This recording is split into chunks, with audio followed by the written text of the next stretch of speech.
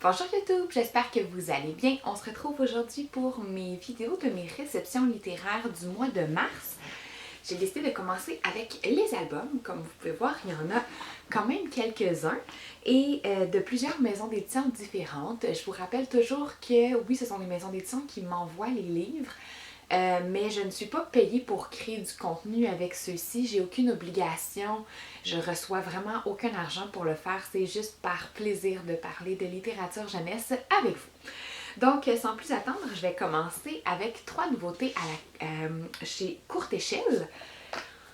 Comment se promener avec un python sans se faire dévorer? Donc, ici, on a un livre qui est vraiment différent, j'ai envie de dire, parce qu'on est dans un mélange de narratif et d'informatif. En fait, on a c'est une punaise, une coquerelle, pardon. On a une coquerelle qui nous parle et qui nous parle comme quoi elle existe depuis des milliards d'années sur la planète et qu'elle s'est toujours adaptée, évoluée et tout. Et ensuite, il y a comme, elle a comme une idée de hey, et si on allait prendre une marche avec un python, qu'est-ce qui se passerait? Alors, elle va mettre en scène un jeune garçon. J'essaie de vous montrer la page, on le voit ici. Elle va mettre en scène un jeune garçon et elle va lui donner tous ces trucs d'adaptation qu'elle a appris au fil des ans.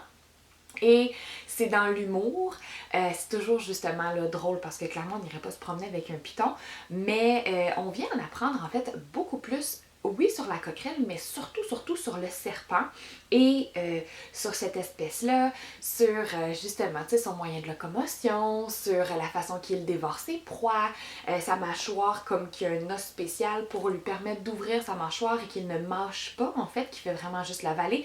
Donc c'est pour ça que je dis que c'est comme un mélange entre le narratif et l'informatif parce qu'on en apprend énormément. Donc, il y a vraiment beaucoup de textes. Je ne sais pas si vous voyez, là, mais il y a quand même beaucoup de pages. C'est sûr que la place, elle est toujours à l'illustration, mais il y a beaucoup d'informations. Je pense que je le conseillerais, oui, pour les bons lecteurs du deuxième cycle, mais davantage pour les lecteurs du troisième cycle. Du deuxième cycle, je veux dire, pardon. Je voulais dire troisième année et troisième cycle en même temps. Ensuite, on a 2 nouveautés dans les collections de Petite à Grande. Nous avons Florence Nightingale. Je ne connaissais pas cette infirmière-là. En fait, c'est une femme qui a choisi d'être infirmière malgré le fait que c'était vraiment pas du tout un métier qui était reconnu. Et c'est elle, en fait, qui, avec sa bienveillance, avec sa bravoure, en fait, en sorte que ce métier est devenu de plus en plus populaire et surtout plus reconnu, plus noble. Elle a entre autres elle a participé dans le fond à une guerre, c'est elle qui a parlé comme quoi l'environnement sanitaire d'un hôpital où on guérit, là dans ce cas-ci c'était des soldats blessés, est aussi important parce qu'il peut être porteur de maladies sinon, donc c'est elle qui a fait en sorte que ce soit vraiment plus propre l'environnement et tout. Donc, j'ai bien aimé en apprendre plus sur cette femme. C'est sûr que c'est une collection que vous connaissez, c'est une collection avec des personnages qui sont inspirants, qui ont marqué l'histoire. Alors, bien intéressant pour peut-être justement là, en apprendre plus sur le métier d'infirmière. Et ici, nous avons Louis Pasteur. Donc, moi, je savais que Louis Pasteur avait découvert la pasteurisation, mais au cours de ma lecture, j'ai appris plein d'autres choses sur cet homme-là. C'est vraiment un homme qui est absolument fascinant. On est venu parler aussi du vaccin et tout. Donc, c'est un homme qui, on le dit à la fin, puis c'est vraiment, ça m'a comme quasiment donné des frissons de...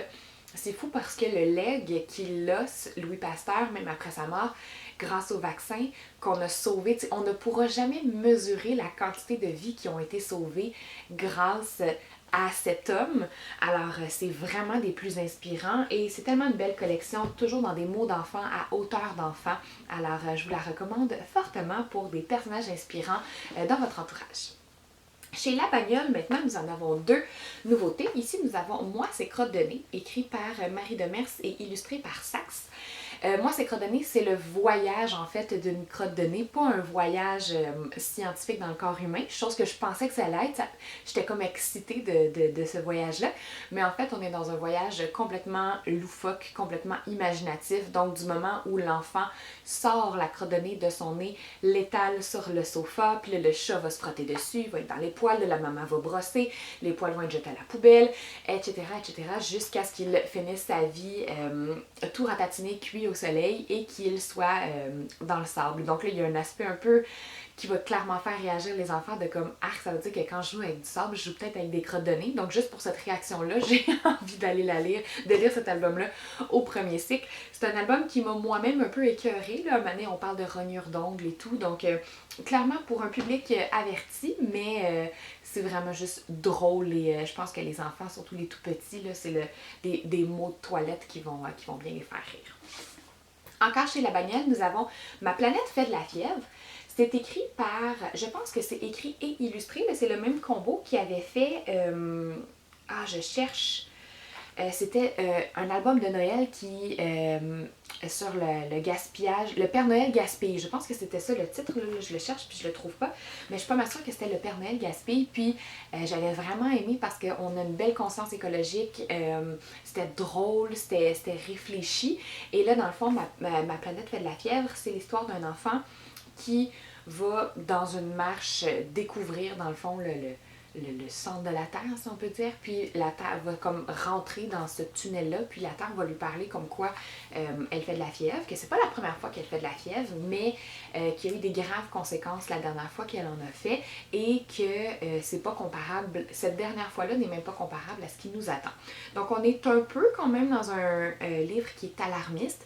Je le dis parce que je sais qu'on a des cocos qui sont de plus en plus éco-anxieux, mais on est dans un livre aussi de solutions à hauteur d'enfant. Puis tu sais, juste les illustrations, je trouve qu'elles sont vraiment porteuses de sens également pour eux. Donc, à la fin, on amène des solutions de qu'est-ce qu'on pourrait faire pour nous, justement, à hauteur d'enfant, pour faire une différence pour notre planète. Donc, pour le mois de l'environnement, pour la journée de la Terre, super belle lecture. Et j'ai oublié de dire, là, mais les illustrations, un peu comme dans le Père Noël gaspille, on a des illustrations où on est venu réutiliser...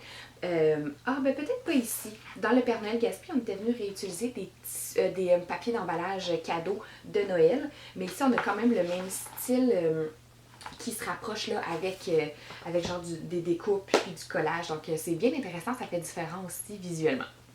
Chez Ozu Québec, on a deux nouveautés grand format qui sont dans la même collection, mais je cherche à l'arrière, c'est quoi le nom de la collection? Je la trouve pas. Mais vous avez à l'arrière, dans le fond, les thèmes. Donc, de quel thème on parle dans chacun de ces deux livres-là. Donc, je vais commencer ici par les petites bêtises. Et toi, tu préfères les bons coups ou les mauvais coups? Donc, c'est écrit par André Poulain et illustré par José Mas.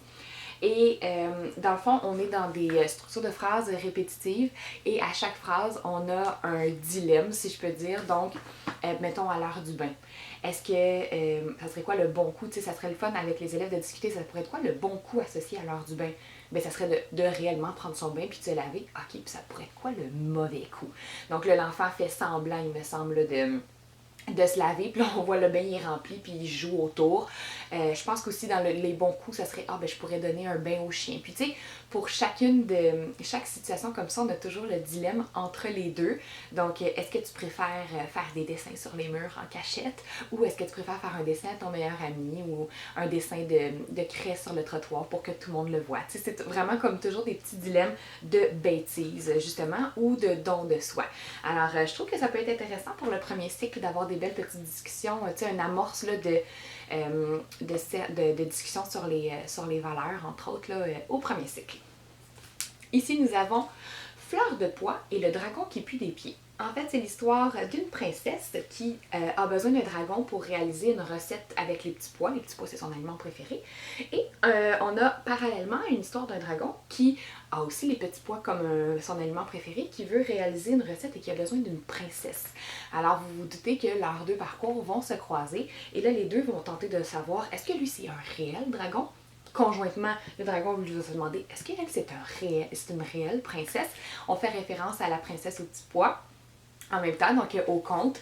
Puis finalement, dans le fond, là, les deux ne seront pas suffisants, si je peux dire, là, pour la recette de l'un et de l'autre, mais ils vont se mettre ensemble pour faire une nouvelle recette. Donc une belle petite fin bien mignonne. Comme thème, on a l'amitié, l'identité et l'humour.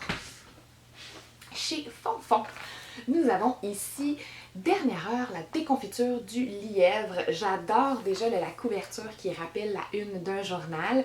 Et en fait, on a justement donc des journalistes qui viennent faire une entrevue avec le lièvre qui n'a pas remporté sa course contre la tortue. Puis les journalistes ne comprennent pas comment ça se fait. Puis, le lièvre, on a une détournure d'un conte. Donc, on vient d'un conte, dans ce cas-ci, c'est d'un fable, là, mais on vient expliquer pourquoi le lièvre vient raconter tout ce qui s'est passé, dans le fond, dans sa course, qui va expliquer pourquoi il est arrivé en retard. Et dans le fond, c'est parce qu'il donnait de son soi. Il a couru avec le loup, il a aidé à construire une maison en briques à des cochonnets, donc il a fait plein de bonnes actions, puis à un moment donné, il avait besoin de repos, il s'est reposé, puis là, quand il a vu la tortue le dépasser, encore une fois, par don de soi, il a choisi de la laisser gagner. Alors, j'ai trouvé ça super intéressant parce que il y a quand même une partie de moi qui se demande « Hey, je me fais-tu niaiser, moi? » Parce qu'on est tellement habitué à l'attitude arrogante du lièvre dans cette fable-là. Donc là, on la lit, puis ça va tellement être intéressant avec vos élèves ou avec votre enfant de venir comparer avec la fable originale, puis de te demander, OK, qui dit vrai là-dedans? Tu sais, on croit-tu à l'arrogance du personnage authentique ou en fait c'était vraiment juste une erreur de la part du lièvre. Ben pas une erreur mais un don de soi carrément de la part du lièvre. Donc je trouve que c'est une belle détournure et on a plein de références, vous m'avez entendu donc avec le loup, donc avec le chaperon rouge, on a le loup et les trois petits cochons, on a Alice au pays des merveilles, on a Réponse, donc il y a plein d'autres contes que les enfants connaîtront ou ne connaîtront pas mais qu'on va pouvoir se bâtir une belle culture générale ensemble à la suite de cette lecture. Ça, c'était donc l'aspect nouveauté québécoise. Là, on est dans les étrangers. Et je vais y aller avec La joie de lire. Ça, c'est un album, je dirais que dans la pile, c'est mon coup de cœur. C'est Qui n'a rien et qui a tout. Qui n'a rien et qui a tout, ce sont, comme vous pouvez voir sur la couverture, deux hommes, deux bateaux. Oh, mon petit coco est en train de se réveiller. Je ne sais pas si j'ai le temps de terminer la vidéo. Ok, on va essayer. Donc, Qui n'a rien et qui a tout, ce sont deux bateaux, deux pêcheurs qui essaient tant bien que mal de... Qui n'a rien va essayer tant bien que mal de survivre puis de subvenir à ses besoins, alors que qui a tout, lui, il a réellement tout. Et va arriver des vagues, une grande tempête et qui a rien, son bateau va briser. Et là, on va devoir, qui a tout, qu'est-ce qu'il va choisir au plus profond de lui-même. Lui, il a toujours tout, il est parfaitement égoïste, égocentrique. Est-ce qu'il va venir en aide à qui n'a rien? Je ne vous dis pas comment ça se termine parce que je peux tout de suite vous dire que ça se termine de façon très surprenante. Donc la chute va vous surprendre et va amener énormément de réactions pour vos élèves. Je vois déjà là une lecture interactive avec mes élèves et ensuite de ça un cercle de philosophie où on peut venir parler justement de l'égoïsme, de l'égocentrisme, de la générosité, du don, du pardon aussi. Bref, je l'ai vraiment trouvé intéressant. J'ai envie de l'essayer dans ma classe. Je vous en redonnerai des nouvelles pour c'est quoi les discussions qui ont généré de cet album-là.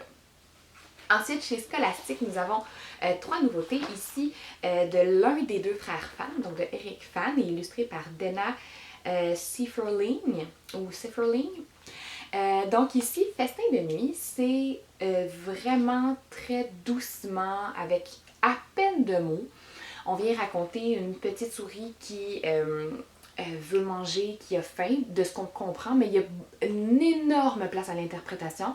Je vous dis tout de suite, la première fois que je l'ai lu, je suis passée complètement à côté du message, j'étais pas concentrée.